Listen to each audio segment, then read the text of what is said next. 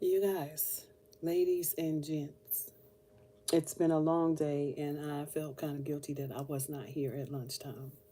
But I am here now. And I want to say I'm very, very sorry for not being here. But I had a 1 o'clock live stream with someone inside of a Zoom and I could not broadcast it here. So I was on the struggle bus. I broadcasted on Facebook because I could not do it here. Oh, but let me not forget what we do first when we are here. Our Father, who art in heaven, hallowed be thy name, thy kingdom come, thy will be done on earth as it is in heaven. Give us this day our daily bread. Forgive us our debts as we forgive our debtors. Lead us not into temptation, but deliver us from evil. For thine is the kingdom, the power, the glory forever. Amen. Like to start right there because I always want to make sure that I don't care. Anytime I push this button, I want my Father to take over. I want him to take over. I want him to reduce me, and I want him to take over, because that way I am doing his will and not my own. So welcome to the live. So what are we talking about today? Well, as you can see, my title says relationships. Building relationships online. Building relationships online. And I want to take you on a journey with me. First, I'm going to open my phone because I want to see if I have any anyone asking questions. I want to make sure that I can see it without continuing to look up and down. But I do want to share with you a quick story about how and why I got started in this particular industry, in the online space, and why it's still very, very important. Okay, let me see. I can see my channel and I can see my live. So let's see. I just wanted to have questions so I don't have to keep pushing that little button over there to the left. I can see your questions down here. Hi there. I guess that's me up there. So, how did I get started in the online space? Why was it so important? Well, as you probably don't know, but when I was growing up in school, I had a really hard time. Hi. I had a really hard time in school because, thank you so much, because I learned a little differently. People call it developmental delays, people call it this and they call it that, but I just learned differently, right? Okay. And if we are all honest with ourselves, we all learn differently, right? And so I didn't really like all of those subject matters because I was having a really difficult time. I was having a really difficult time in school. Thank you so much.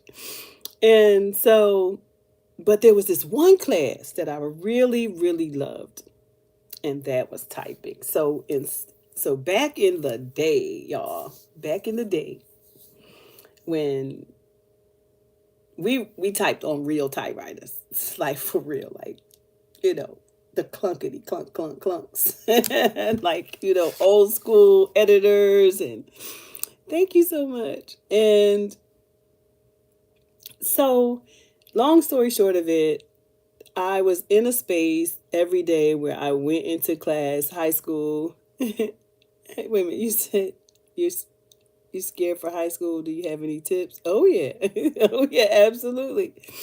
So I went to high school, and when I was in high school, I was really sharp at typing. That's when I realized that I had a dexterity skill. Like, I was typing more than 100 words per minute, and that was back then. My children always wonder, how do you type so fast? Because it was just a dexterity. It was a truly, truly, truly a skill. And so I realized that that was a happy place for me because I only had one person I was competing with, and that was myself, really. because I had to beat my own score. Kind of like y'all be doing on them games. I had to beat my own score. But I did have a competitor in the class, and she sat directly across from me. And every day we locked eyes and we went to town beating our own score, right? Beat your own score.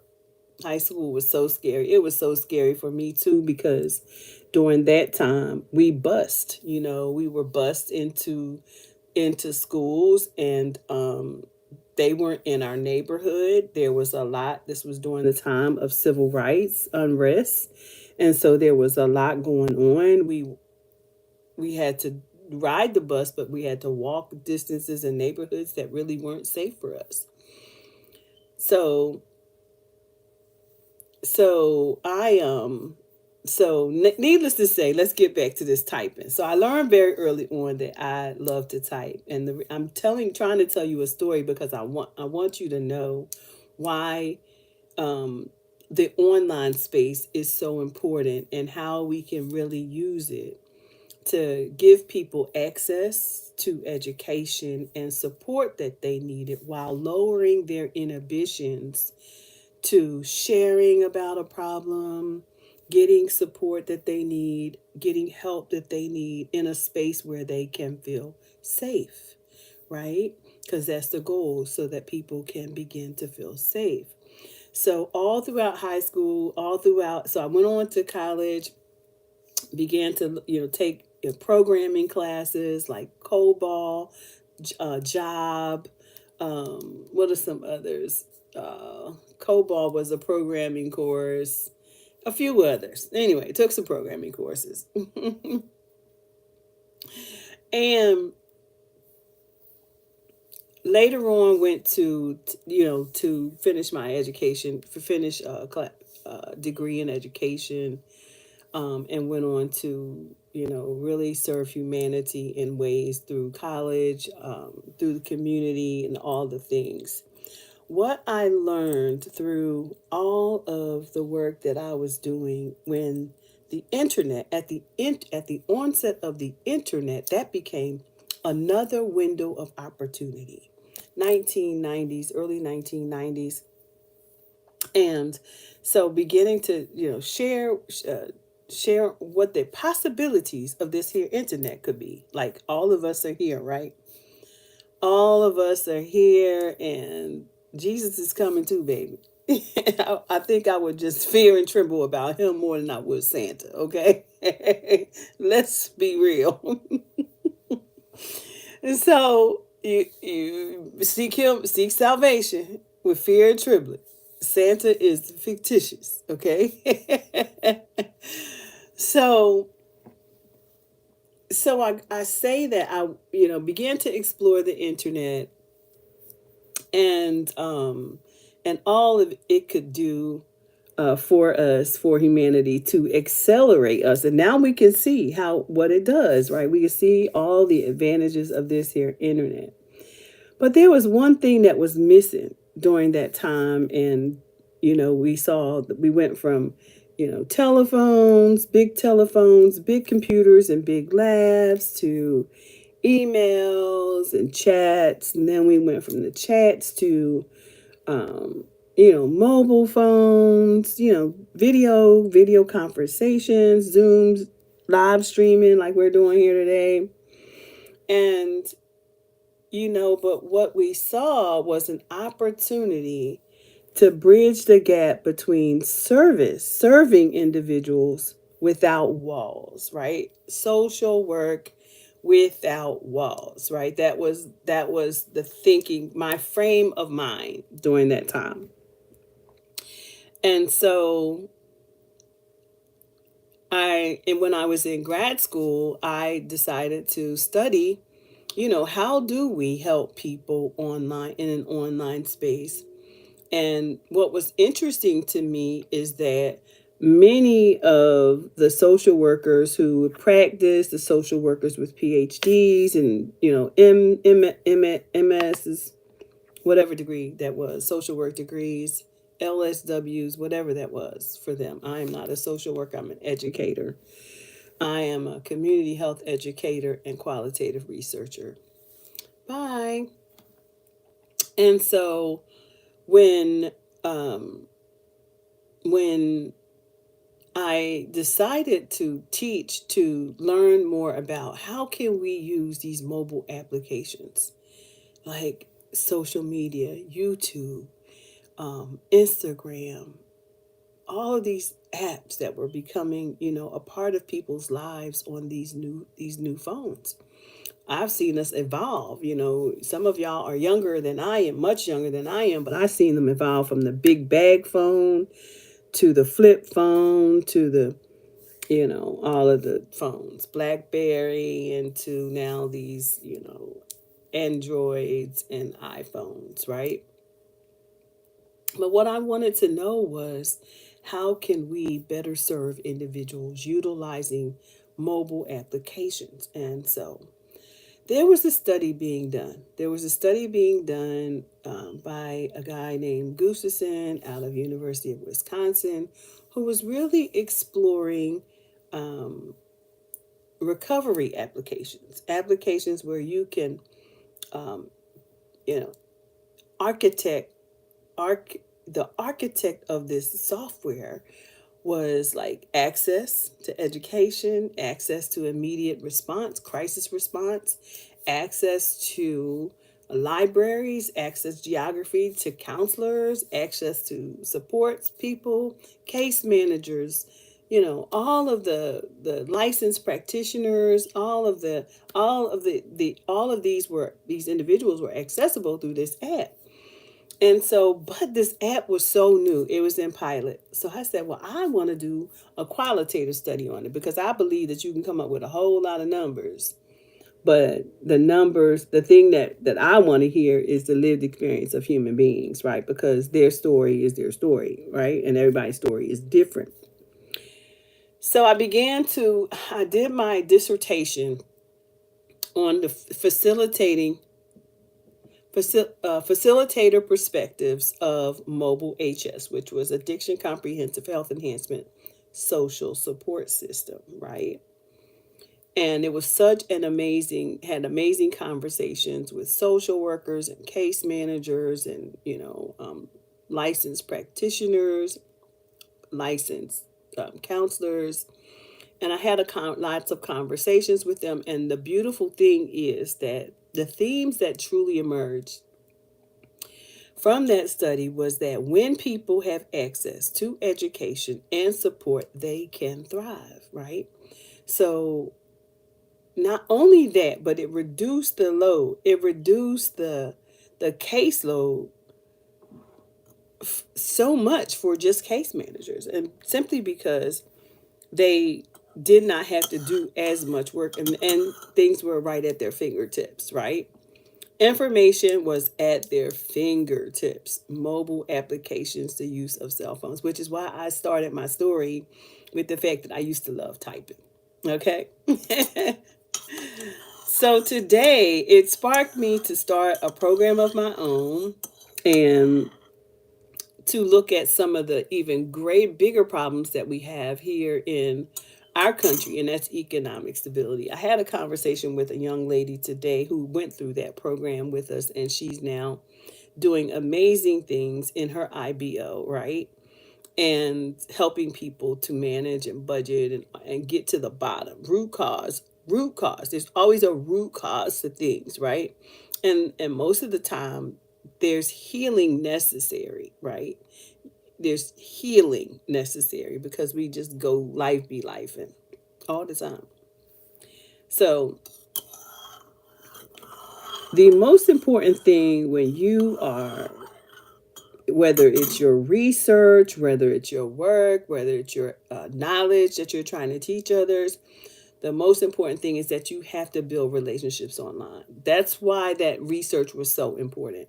Like, this will help us to build relationships with people online who know, like, and trust us so that we can get them through whatever the issue is for them, their lived experience, right? We can get them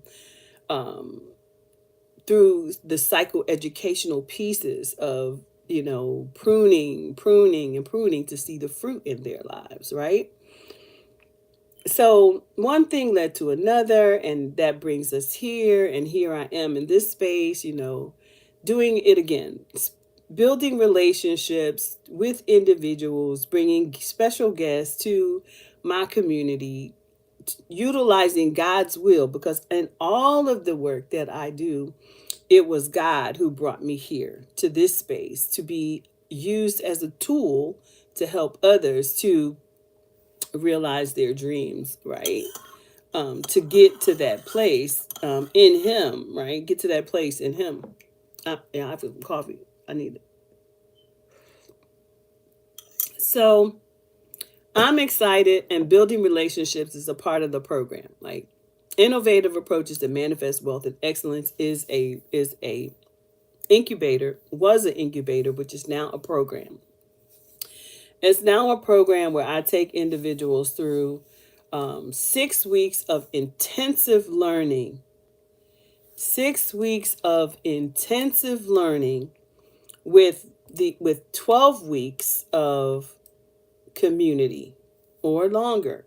The thing is, that's never ending. You get 6 weeks of intense learning on how to be a great facilitator. This is not for people who are do not or will never do the work, or you're always aborting something. This is not for the person who won't do the work. You have to do the work, right? And you have to do your own work, right? Because a lot of times it's the work we need to do is the work we need to do on the inside of ourselves, our own internal work, right? As we become on this journey. And what I learned is that it works. It worked for me as someone who needed online support. Had my own battles with mental health issues. I recovered and I'm doing well, no medication. I did my own work. You have to do your own work, right? And when you do your own work, you can see the fruit. And so I utilize online social support through an amazing group. That group I ended up writing an anthology, an anthology, and traveling around the world. So, but I couldn't do it without getting to the root cause of some of the things that I had faced that caused these traumas in my life, right? Because we're talking again about online support, building relationships with people, and not being afraid to do so, right? Because God called us to this thing. He gave us front seat to billions of people out here on YouTube. And you have to, if you want to market yourself. You can market yourself for free every day, every single day. So I decided that my job is to come here every day at lunchtime, but I couldn't make it at lunchtime today. But I came tonight because I missed y'all. I really missed y'all today. I did. So, but I was online, but I wasn't in this space because couldn't get my Zoom to project over here. Anyway, I'm in the middle of trying to fix that. But just wanted to come here and share with you all, let you all know that I missed you greatly, and that this is an important space.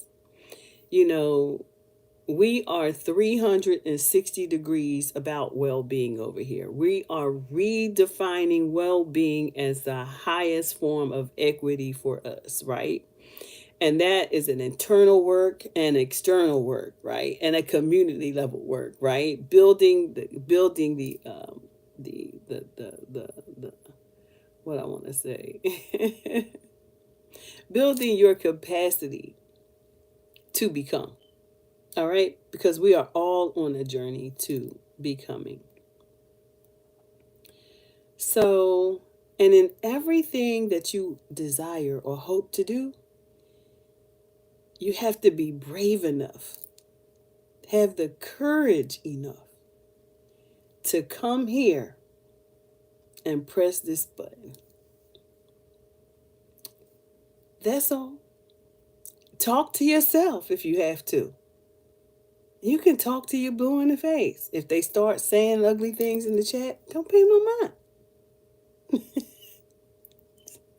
It don't matter. The important thing is stay on top of the thing you're called to do. Pray for people. That's my job, is to be a watchman. I'm to be a watchman over the souls of humans, right? And that means that I have to bring God into my space so that he can remove me from it, so more of him can show up, right? So, and I'm excited about that. And in everything I do, God is at the forefront of my life. He is my champion. He's my all in all. He's my father. He's my king, and I do this for him. I want him to say, when I get there, well done, thy good and faithful servant. It's 9 o'clock over here, Eastern time in America. I don't know where you're chiming in from, but I see some people in here from Brazil and some other places on this chat. Good morning, good afternoon, good evening, wherever you are in the world, right? And say hello back. And so I'm not going to stay before you long. I'm just here to tell you that online social support works. There are many of you out there who are leading, selling products, and have strong ability to activate, ability to connect people to resources, ability to maximize your own resources. You have all of these things, skills. You have the self-confidence that you need and all that, but no one told you, well, you need to be using this marketing over here. Or that you could develop community around the gift that God has given you. Build, know, like, and trust, right? Build the know, like, and trust to share your offering, share your gifts and your talents with community. Because this space over here, YouTube, billions of people, Facebook, Instagram, LinkedIn, all free spaces. But I feel like YouTube is one of the best. And the reason why I say that is because YouTube gonna go find your people for you. Based on your hashtags or whatever, they're going to set it up. They're going to set your audience up for you. They're going to make a way for you to find, go find your folks. But what happens next is critically important. And that is consistency. Consistency in the work that you are called to do. What does that look like? When can people expect you? When can they expect to see you? Well, I've been showing up at 1 o'clock every day. Today, I showed up at 1 o'clock, but I was on another channel. I still showed up at 1, but I was on another channel because of some technical difficulties over here. This year, 2024, God held me to a promise. I want you to form this group over here, which I've done before many times. And I want you to come every week at the same time. Once a week, same day, same time. Because he was dealing with me in an area that needed help. And that's called aborting the project. Have you ever been one of those who start something and leave it, and then when you look at everything you started, it was the same thing you were starting again, but you kept leaving it, but you were starting it and leaving it again? And he wanted to deal with me on that. Like, when I look at every single program format and I go back, successful, but I would abort it.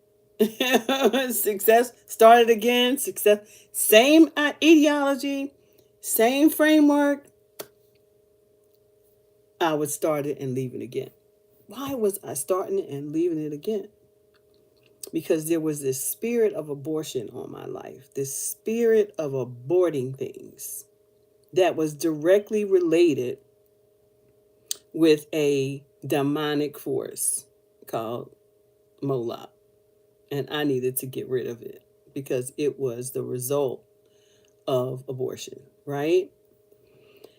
So when he would challenge me this year, that's all I need you to do. We need to deal with this spirit because it's holding you back. It's holding you back because how many times you going to start this again? How many times are you going to do this again and give it another name? Now you establish you establish your history, you got a good name for your program. Your program is recognized by national leadership, but you keep starting it over again. Abortion. Abortion. So I'm so grateful that I'm able to come here because God says confess. Confess a thing, right? Confess a thing. And I'm here confessing that to y'all. I knew what God was doing, but I am confessing because maybe there's one of you out there who's dealing with the same thing. Maybe there's just one. You know, I ask God every time I open my camera, Father, if you would just give me one person, let me touch the life of one person, then my going live will not have been in vain. Just one. I don't need 1,000. Just one. If you give me that, okay. Am I ready for that? I don't know. But if you just give me one, if you give me knowledge and understanding and wisdom, I'll keep going, right? So even in my own stories and in my own weaknesses, when I call upon the Father and say, let your will be done in my life, He's going to do it. Just like we started our prayer. At every time we start our prayer, he'll form how the conversation's supposed to go. He'll help me Uber pick you up at some place and drop you off. So I picked you up in my high school classroom, typing, something I really enjoyed, to the thing God called me to, which is mobile social support, right? Innovative approaches to manifest your wealth and excellence. See things that you can't see in yourself and help you grow and transfer those skills into something amazing. But we never left him out of it because we also said how we show up matters. How we show up matters. And what was the problem? What was the end problem? What was the problem though? What was the problem for me? The problem was the spirit of abortion. And he wanted me to tell that story. And so essentially what we have is a confession. Stories allow us to confess. Stories allow us to bring people on a journey. They allow us to tell the story. But whose story are we going to tell? Ours or the will of our Father? Well, it was my Father in heaven who delivered me from all the things on my journey. It was him who dealt with the emotional impacts of, abortion.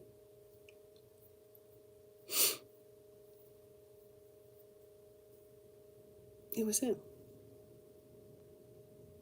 And so I stand in open confession with the work that I do to help people show up, And the beauty of being a facilitator of conversations is that there are many of you who will watch this video, and you may be experiencing some sort of shame and some sort of guilt. Is there shame and guilt that I still experience? Probably somewhere. It's a lifetime of stuff, life is life, and it be messy. But the reason why this approach to helping people is so good is because it allows you to show up in a space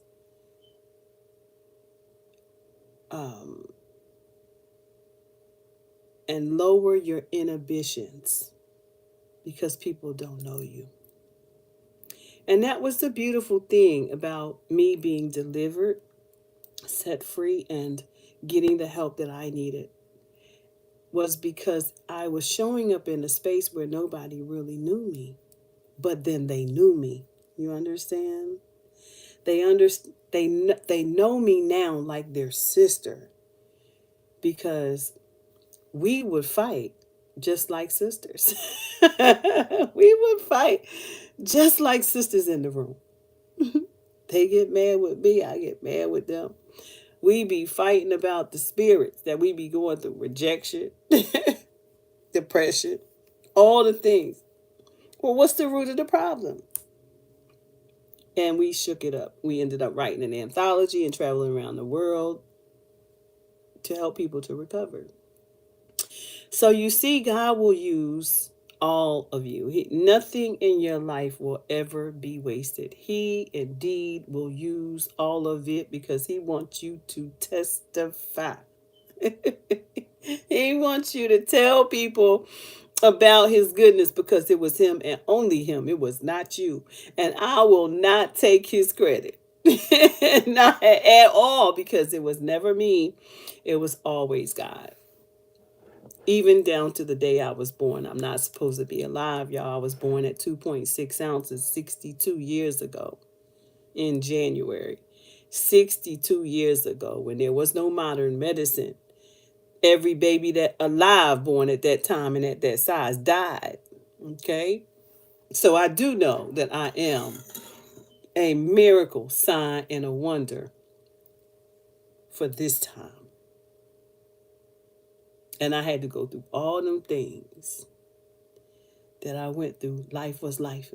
I had to go through all them things to get to this place, to become what God called me to become. I hope that this story blessed you. I'm gonna have me. I need to eat my peanut butter crackers. I've been busy today, so I have not had much to eat, and go settle in. It's cold here in North Carolina. I'm kind of sad because I looked in my greenhouse. I thought my banana was going to survive, but it looked like it's struggling a little bit. My papaya is limp. It's not looking good either.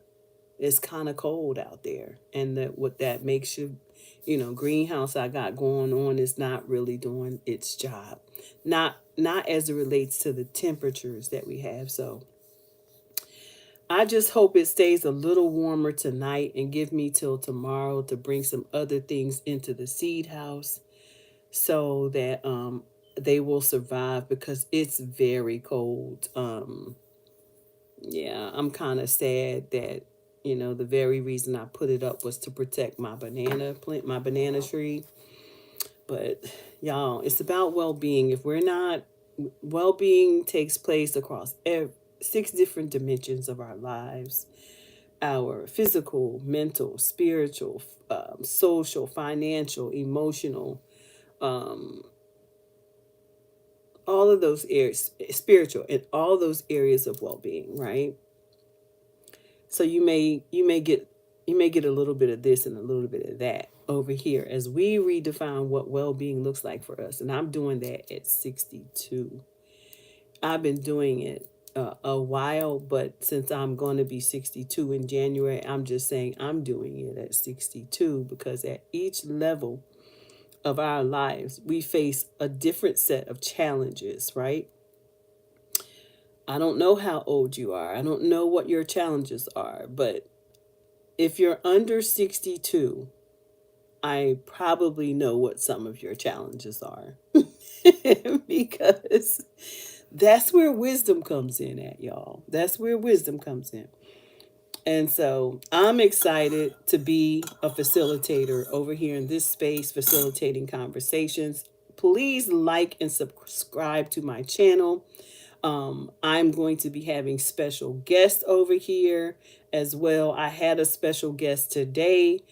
Unfortunately, I could not broadcast it today. It was amazing though. So if you want to get access to any of the things that I am doing, please click the link in my bio. I mean, the link in the description box here and connect with me. Connect with me, join my community lunch and learn. That is the place where we come every Tuesday to learn, where I feature conversation, special guests, support, access, education, all the things that we value in serving humanity. For those of you who don't know me, I am Dr. Eve. I am a community health and human service educator and qualitative researcher on the journey to redefining well-being as the highest form of equity. I hope that I have said something here today that you can take away, because that is the goal every time I open this camera, is that you learn something. You are a little bit wiser about something. And if that is you, thank you for showing up and being part of where we are. And as soon as I learn how to invite people into my lives, I will do so. I'm learning a lot more every day about YouTube. I've been on YouTube since 2014. That's 10 years now, but I have not been, really rolling in it. I got about 575 videos though, y'all. So I'm not slow to this. I'm not new to this. I'm just learning I decided that I want to be here. I want to be in YouTube. And I'll give everybody else a little chunk of this and a little chunk of that, because I think it should be easier. I think there's an easier way that you don't have to, be everywhere all the time, but you can share bits and pieces of where you are here and there, right? So make it easy, work smarter, not harder, right? If you have any questions, again, if you would desire and like to learn under us, join our community group. I am every Tuesday at 1 o'clock, in the country, out of the country, around the country, snow, sleet, or shine. I am here because God, I promised God that I would be here every Tuesday, that I would do this work every Tuesday at 1 o'clock Eastern Standard Time. And now I'm going on to a new assignment over here in YouTube in 2025. That is my new goal. And I have a new series coming up, y'all, bridging the gap and having important conversations between America and Ghana. So I'm excited. Going to be telling you more about that. It's going to be rolling out. Our first conversation will be December 14th with my tour guide, Jabril. I'm so excited, ecstatic, because he's an extremely educated young man who can give us the insights we need on a country that is so loved and people are so wanting to travel to. And we hope to get some of you going. And let's go to Ghana, right? I've had the opportunity to visit in July, and it was an amazing opportunity. I went with 95 other social workers with the National Association of Black Social Workers for an international education journey. We were embedded in culture. It was ethnographic. It was very ethnographic and cleansing for me to go back through the doors of no return. The doors my ancestors came through or pulled through or were dragged through and never made it back home. I went back home for all of them, and I laid my burdens down by the riverside. And yeah, so I'm excited to share more of that with you all. Stay tuned. excited to meet you all. Hope you are, whatever you do, have an amazing day. Don't let anybody get in the way on your journey to becoming who God has called you to become, okay? And until the next time, guys, ladies, gents, this is Dr. Eve. Have the most amazing